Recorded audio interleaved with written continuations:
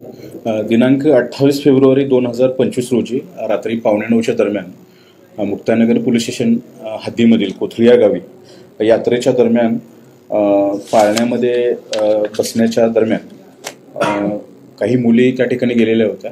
तर त्या मुलींचा पाठलाग करून इथलीच अनिकेत भुई, पियुष मोरे, सोहम कोळी, अनुज पाटील आणि किरण माळे आणि सचिन पालवे अशांनी त्या मुलींचा पाठलाग केलेला आहे. आणि पाठलाग करून पाळण्यामध्ये बसलेल्या असताना त्यांना त्यातल्या एका मुलीला त्यांनी धक्का पण दिलेला आहे.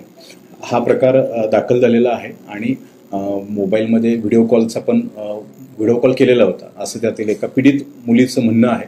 त्या अनुषंगाने आपण गुन्हा दाखल केलेला आहे. हे जे आरोपी आहेत या आरोपींच्या विरुद्ध गुन्हा दाखल केलेला आहे मुक्ताईनगर पोलीस ठाण्यामध्ये, जो विनयभंगाच्या अनुषंगाने गुन्हा दाखल केलेला आहे. पोक्सो कायद्याअंतर्गत गुन्हा दाखल केलेला आहे आणि त्या अनुषंगाने तपास सुरू आहे. यातील आरोपींना अद्याप अटक नाही झालेली. त्या आरोपींना तात्काळ आपण अरेस्ट करत आहोत. काही आरोपींची काही गुन्हेगारी यातील एक आरोपी आहे अनिकेत भुई नावाचा आरोपी आहे. त्याच्याविरुद्ध यापूर्वी 4 गुन्हे दाखल आहेत.